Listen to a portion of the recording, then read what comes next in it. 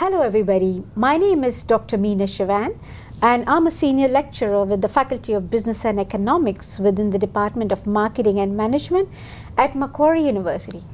And today we have with us Sheeba Nankyoliar. Sheeba has been assisting multinational corporations with their Asia strategy for more than 20 years. Today, she is going to share insights on the challenges that organizations have when they open up businesses or subsidiaries in Asia. Welcome, Sheeba. Thank you. And before we start, I would like to briefly introduce Sheeba to you. Sheeba is operating in a very non-traditional area.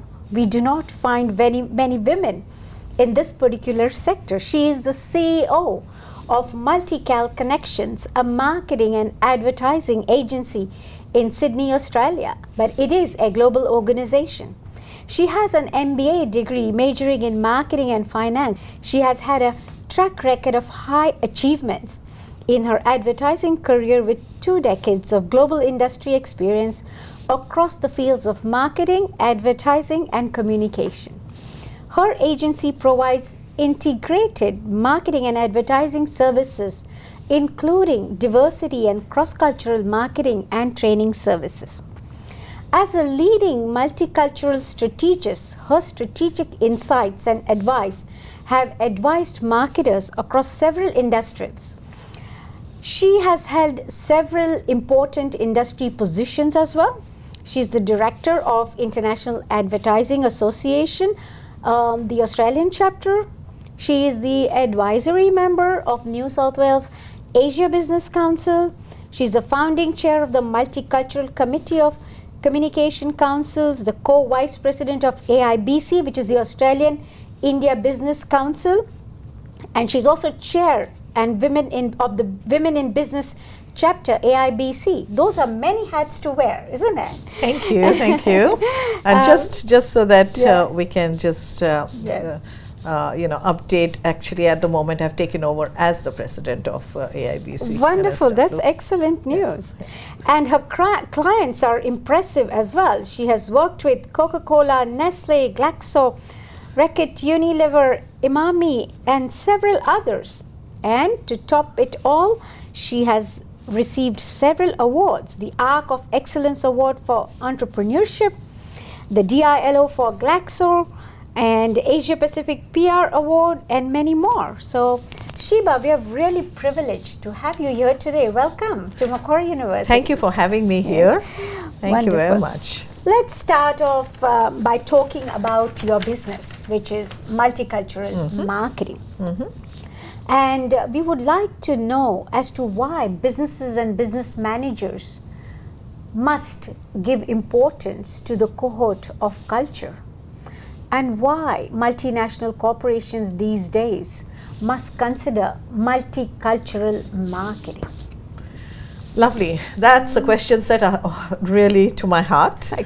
To be very frank, if you just look around you, just go to the shopping complexes, what do you see? You see so many different multicultural audiences around you.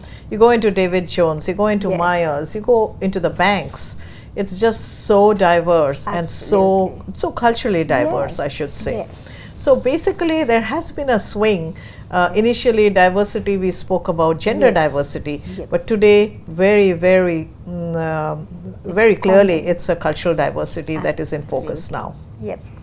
Why? The reasons: number one, Australia is very multicultural.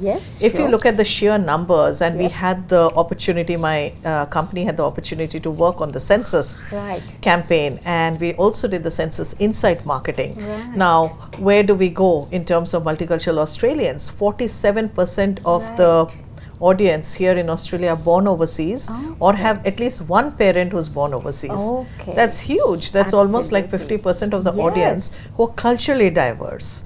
Number two, also what has happened is with the globalization and with the interdependence between nations, it's very clear that you cannot move away from the cultural factor. So you do need to be more open and look at cultures beyond yourself if we need to really grow and survive.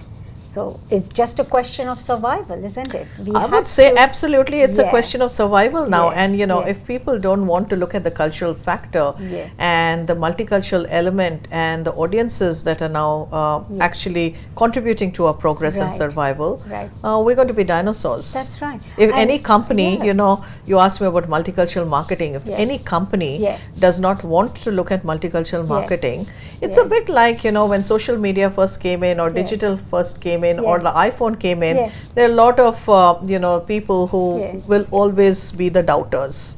But at the end of the day, if you don't cross over and join the line, you're left behind. You turn into a dinosaur, and that's what's going to happen. The early acceptors are the ones who will benefit. Absolutely, absolutely. I don't think Australian businesses can afford to overlook 47% of the population. No way. So they would definitely have to have a multicultural marketing strategy. Yes.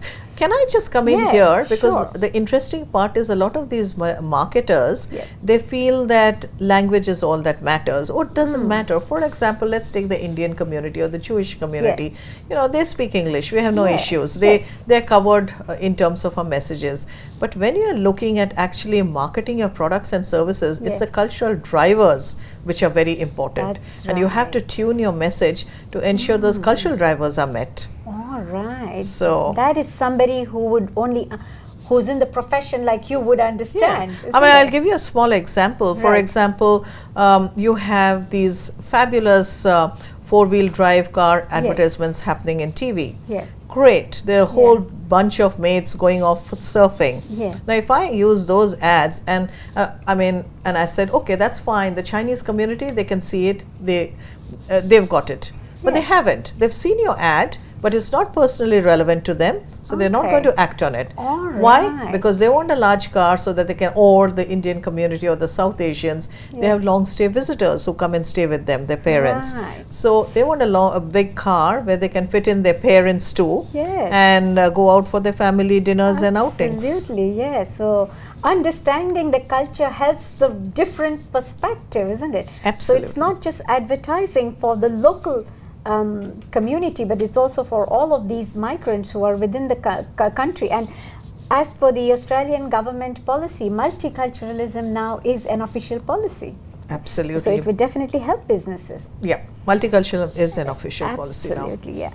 Well, taking it from there, let's now talk about the Asianization of the Australian economy and how doing business in Asia is on the agenda for every multinational corporation. Okay. So, I'm glad you brought this up, because the significance of the Asian markets is absolutely cannot be underestimated. 40% of the world's economic activity is actually centered in Asia. Wow. Just look at that. And that's going to grow rapidly, even more so. Australia has realized it, has recognized it, and therefore they have come out with the Asia Century paper. Interestingly, they have also gone to the grassroots and encouraged languages to be a part of the curriculum, which is an amazing thing.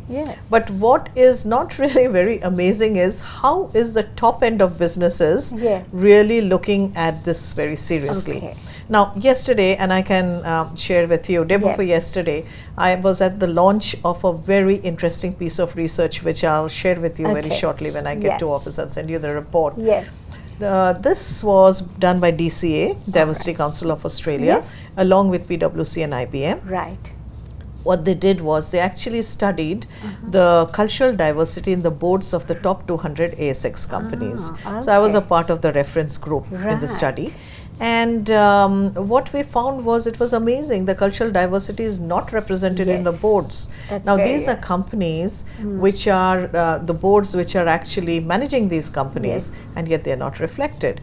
Now, interestingly, somebody was there and he said that, we're doing a lot with Asia. And especially China. So I turned around and asked him, so do you have any Asian board member amongst your directors? And he said no. And I said, why not? He said, oh, well, it's really hard. We are setting up an advisory board to guide us how to choose. Now, that's absolutely bullocks. Because at the end of the day, you have amazing talent coming in terms of professional migrants. And that brings it to me another question, which is, why aren't their qualifications being recognized? Yes. They are coming in with amazing experience, Asian experience, and yet they are told, oh, you don't have local experience. That's right. So, you know, I think there are some things which is happening now. Government is realizing, government is laying down the policies. We need the businesses to come on board too. Absolutely.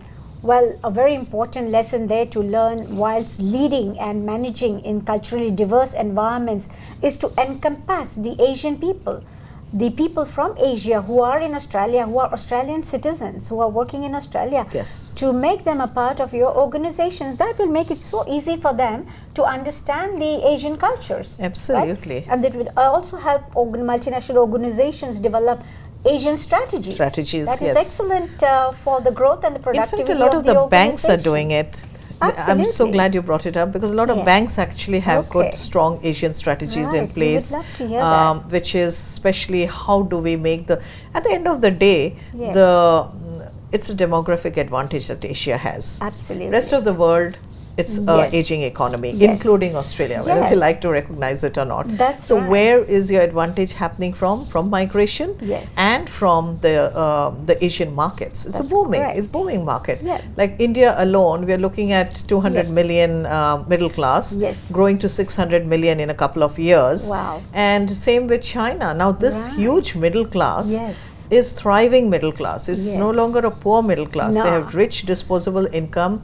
They're very brand conscious. They're highly educated, and therefore with huge disposable income. Now, any country, if they need look at Australia's size, about 21 million people.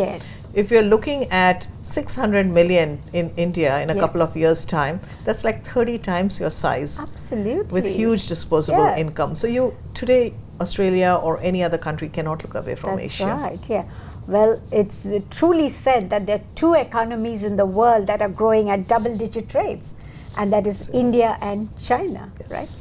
So we would definitely like to get some tips from you on, how to develop an Asian strategy. It would be great if you could advise the managers of the 21st century with regards to getting a few tips on what are the challenges in the Asian countries, and how do you go about developing a strategy? What should you be worried about, and what are the risks? So that would be good for us to know. Meena, that's good that you asked me that question, because very often people think that there are two factors involved when you're looking at managers. One is the capability, which is the technical skills and qualifications. And for all purposes, most people will have that. But the second factor, which is even more important, is a cultural sensitivity and the factor. Now, not all managers can actually go into Asia and think that, yes, we can do business and we'll be successful if they continue to go into Asia with the mindset that they have currently. Now, what is the current mindset? The Western mindset, it's very individualistic in the way they work. Absolutely. The way we work is in the West. Very, very time bound. We have little patience for people who may not be on time. We really take the decision ourselves. Family matters, but finally it's our decision. Whereas when you go to these Asian markets, and again there's a lot of diversity within Asia too, but there is uniformly some things which stand out in my mind, which would be a great benefit to 21st century managers if they're looking to going to Asia to do more work, or even in terms of dealing with Asian audiences here in Australia. Absolutely. And I would say first one would be definitely understanding that family plays a very important role. Number two, relationships matter. So there's a saying in China which says, now have a think about it. In Australia, when we want to do business, they say, can we catch up over a cup of coffee? And you know what? You've actually discussed what you had to. You might even have taken action about next steps and gone your ways, right? That doesn't happen in China. For example, there's a very famous quote translated in English. It says that you only start thinking about business after your third cup of tea. So and that's also just thinking. And you know what? It is so reflective of what 21st managers should look into. Number one, more patience, more resilience. They can't be impatient and start pushing for decisions almost immediately. There need to be a lot more patience. Then there's, besides the relationship factor and the time factor, there's the hierarchy factor, which is very important. And where we have in the Western countries, in Australia, very flat structure. Where and even an intern can speak up and share his feedback to the chairman or the CEO of the company. They're so egalitarian in Australia. Absolutely. Whereas that doesn't happen in those countries. And hierarchy, in fact, that's another thing, you know, there's no point in, if you want a decision, make sure that the senior most manager is sitting in for the meeting. Secondly, and finally, you also know that they are non-confrontational in nature. So they won't speak up if they don't like something. So a good idea is, even after you've had your negotiations or your discussions, how about saying, let's break for a tea or a coffee. So what you do is give them the opportunity to quickly catch up amongst themselves, because the junior managers are not going to speak up if they have found some flaw in your contract, because it's only the senior guys who are going to be speaking, but it gives them the opportunity to catch up, and then the senior managers can come back with proper feedback. Otherwise, what would happen was, you would go back very happily, everything done and dusted, and then after 3 days they'll call back saying, oh, we need to relook at a few clauses here and there. So I think a bit of patience. Such a classic case of collectivist economies, isn't it? Yes, absolutely. And we have to go by there.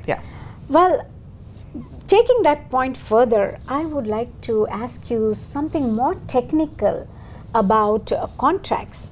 Any tips with regards to commercial arrangements, and, you know, specifically with regards to negotiating contracts, because these days a large number of Australian banks as well as large multinational corporations would like to engage with Asia for outsourcing and offshoring. So how do we go about selecting the right partner and, you know, avoiding risks with signing contracts and negotiating?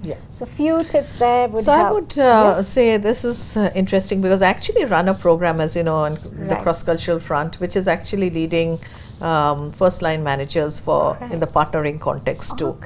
So what we do is we actually try and prep up the managers, number one, to really understand which country or where they're going. Number two, they have to understand the partner's culture.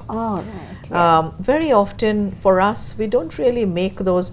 For example, I'll give you a small example. When trade delegations come, in my capacity as the president of AIBC, when they come and meet me, they know everything about me. They've gone to the internet, they've searched everything. Whereas we normally take people at face value. And very often, we think that we have done our homework, but they have done their homework a lot better than us. So my first advice to managers would be, do your homework thoroughly, not only understanding the country and your partner, but also the people you're going to be dealing with. So after the first, and very often when they see Indians or Chinese, because they are a lot more, you know, they don't really flash around, they're not very arrogant in the way they project themselves. The tendency is they're a lot more humble. Tendencies to underestimate them. Second recommendation, never underestimate your partner. Because very often you'll see across, because we have the Western hat on, you know, and the ethnocentricity is everybody who looks like me, dresses well, speaks very well. That is so I feel, they are very evolved, they understand. Whereas you could have in front of you somebody who's very humble, who's very underdressed, yet you will find has a sharp mind, and therefore sometimes you can go wrong. So number one, definitely do your homework. Number two, don't underestimate based on our own understanding of things.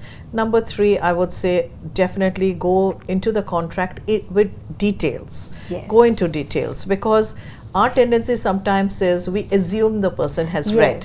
You know, by the way, I'm sending you a contract, have a look at it. If you have any clarifications, come back to me.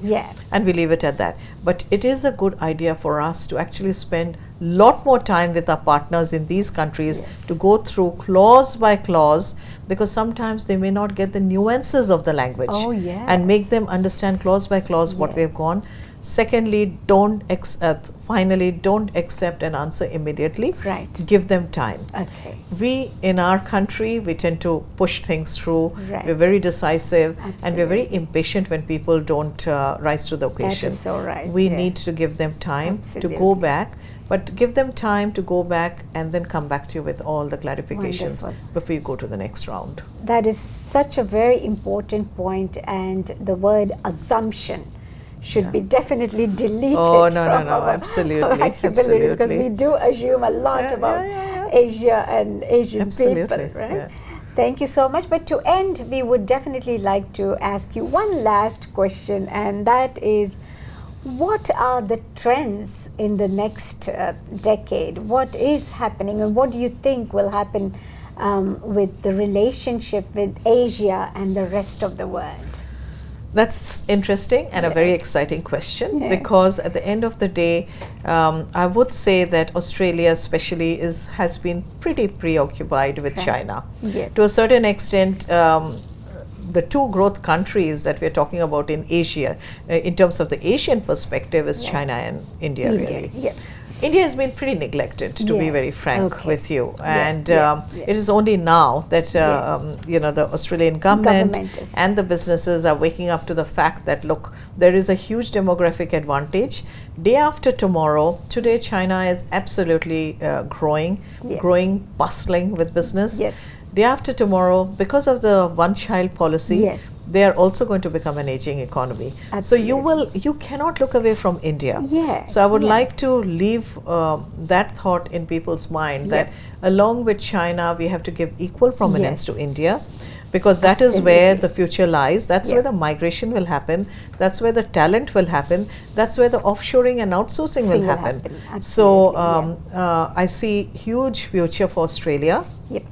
In terms of being able to really partner with the countries, whether be it China, India, Indonesia, Malaysia. There are a whole lot of countries there who are booming and doing so well. And you know, Australia's survival, honestly, will be dependent very much on their Asian countries. Wonderful.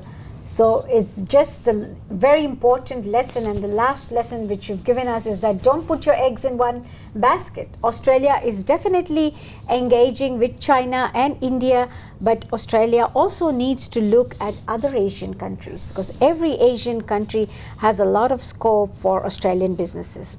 Sheeba, thank you so much for coming today. And what you have given us is very vital and important for the managers of the 21st century with their Asian strategy.